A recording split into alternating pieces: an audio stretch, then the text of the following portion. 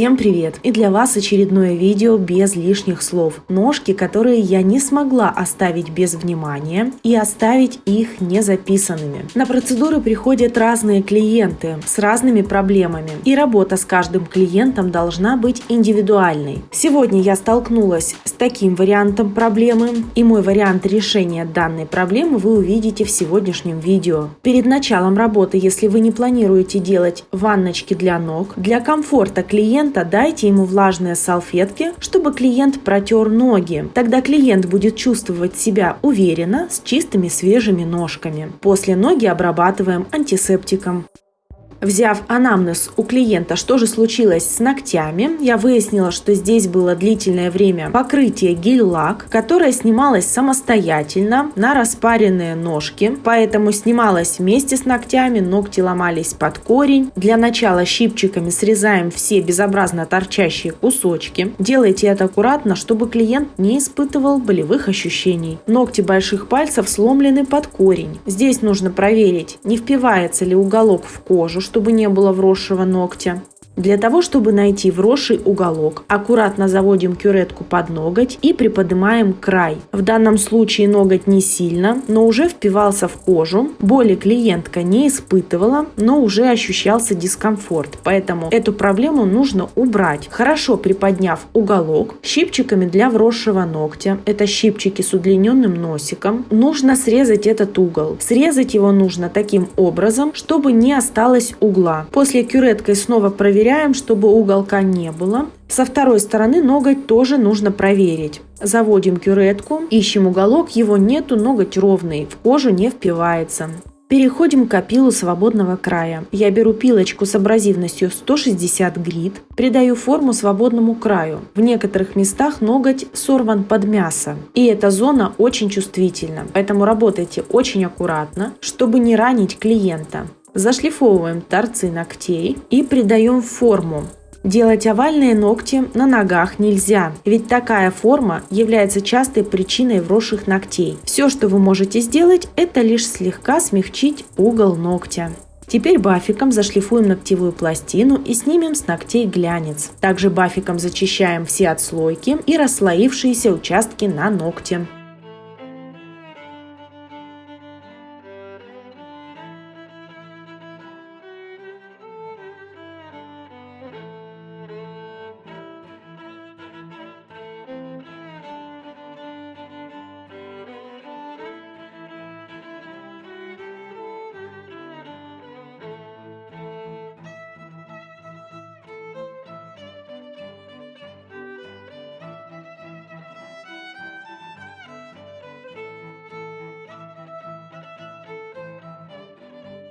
Так как ноготь на мизинце подвергается физическому воздействию от обуви сильнее всего, на нем больше наросшей кожи птеригия. Поэтому не забывайте тщательно проходиться бафиком по мизинчику, очищая его от наросшей кожи. Убираем пыль.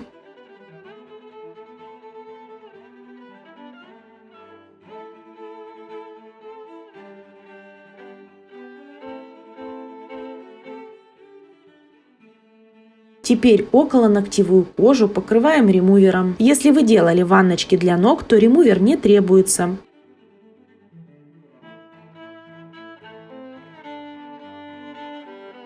Оставляем ремувер на указанное время.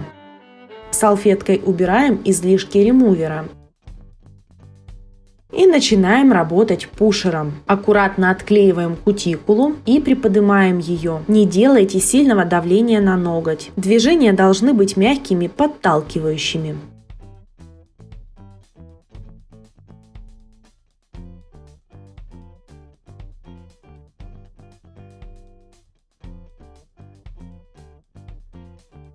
Затем стороной топорик очищаем всю ненужную кожу из-под кутикулы, в синусах и около боковых валиков. Всю эту наросшую на ноготь кожу тщательно нужно очистить, ведь если птеригий останется и вы его покроете материалом, у вас быстро начнут появляться отслойки и носкость материала уменьшится.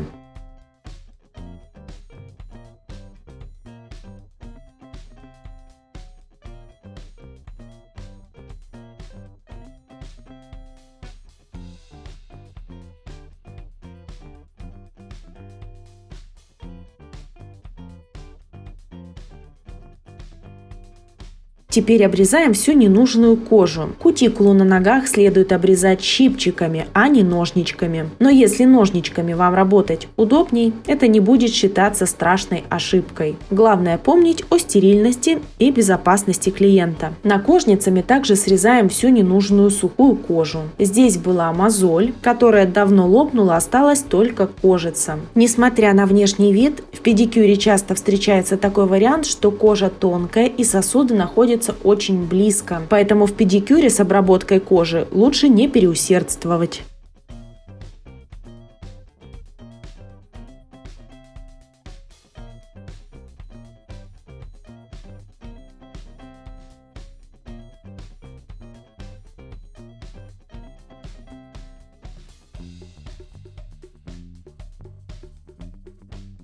Насадкой почка с красной насечкой на оборотах в 5000 очищаем ногтевую пластину от птеригия более подробно. Если аппарата у вас нет, без этой процедуры можно обойтись.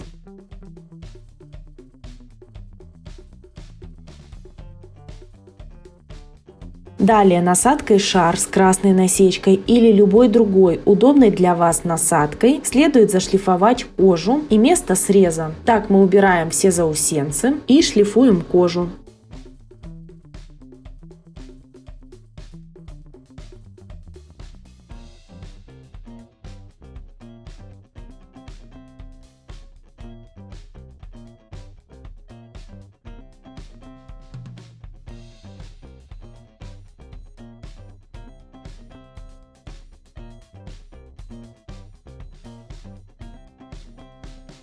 Последний этап обработки кожи – это полировка. Я обрабатываю околоногтевую кожу маслом для кутикулы, затем насадкой для шлифовки кожи прохожусь по поверхности. Тем самым мы сглаживаем, полируем кожу, убирая все самые мелкие недостатки.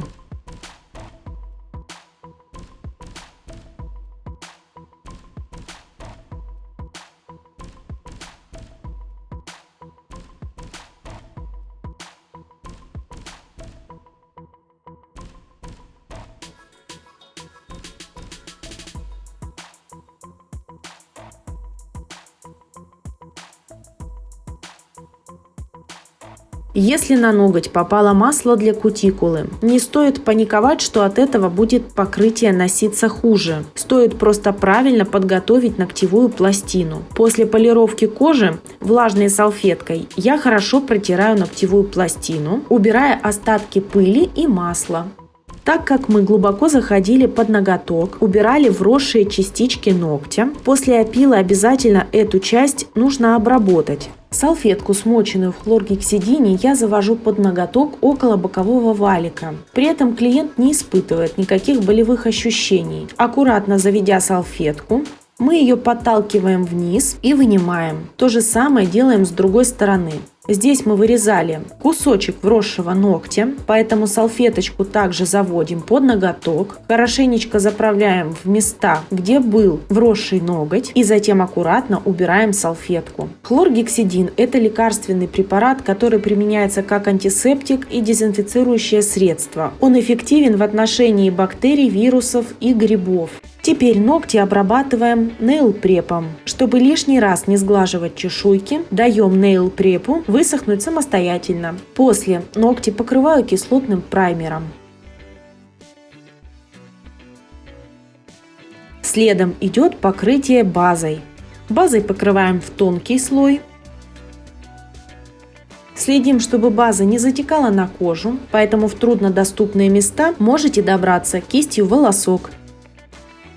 Так как здесь не хватает уголка на ногте, эту часть нам нужно восстановить. И в этот же момент не создать лишнюю толщину ногтя, дабы избежать давления в тесной обуви. Поэтому я беру кусочек обычной бумажной салфетки. На невысушенную базу выкладываем салфетку. Она моментально пропитывается базой. Теперь той же кистью волосок с капелькой базы покрываем эту салфетку сверху. Салфетка полностью пропитывается и становится продолжением ногтя. Сушим ноготь в лампе. Теперь покрываем еще одним тонким слоем базы, выравниваем все переходы, запечатываем торец и сушим в лампе. Кюреткой аккуратненько поддеваем созданный только что нами уголок. Вытираем липкость с ногтя. Пилочкой придаем форму свободного края, сглаживая переход между ногтем и салфеткой. Выравниваем край салфетки. И поверхность зашлифовываем бафиком, чтобы убрать возможную неровность или переход салфетки к ногтю.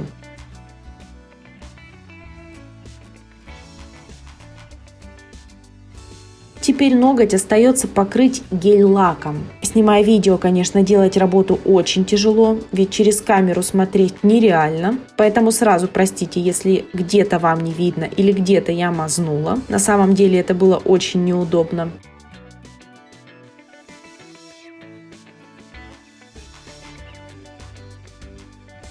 Покрыв ноготь гель-лаком, отправляем сушиться в лампу. Теперь я возьму гель-лак фирмы Lavit номер 15. Небольшую капельку гель-лака оставляю в зоне лунулы. И по форме лунулы заполняю эту часть ногтя. Сушим в лампе. Кисть-волосок макаю в гель-паутину и по контуру лунулы оставляю хаотичные волоски паутины. После того, как высушили паутину, покрываем ноготь топом. Запечатываем торец ногтя и сушим в лампе. Если вы не делаете работу для видео, а просто проводите процесс педикюра, естественно, все ногти делаются одновременно. Но так как я была занята видео, поэтому ноготки делаю в хаотичном порядке. На этом ногте также не хватает уголка. Чтобы его восстановить, делаем всю ту же самую процедуру. Покрываем ноготь базой, прикладываем кусочек салфетки, выравниваем по форме. Салфетка пропитывается и сверху покрываем еще одним тонким слоем базы, чтобы салфетка полностью пропиталась и не было пузырьков воздуха. Ноготь сушим в лампе. Второй слой базы, который выровняет ноготок, его нужно высушить и затем, сняв липкость с ногтя, придаем ему форму. Остается только покрыть гель-лаком и топом. Так как это женские ножки, и мы хотим сделать полностью красивый эстетичный вид пальчиков, от волосистой части тоже нужно избавляться. Если нет никаких противопоказаний к этой процедуре, удаляем волосы. Можно это сделать с помощью ниток. У меня специально для этого есть нарезанные кусочки восковых полосок. Поэтому полоску прикладываю к волосистой части, хорошенечко плотно растираю и, заболтав клиентку, делаю резкий рывок против роста волос. На этом все. Надеюсь, что-то полезное, позитивное и информативное вы вынесли с моего видео. Ставьте лайки или дизлайки. Я уважаю любое ваше мнение. Вопросы, советы, просьбы пишите в комментариях. Дальше больше. Пока-пока.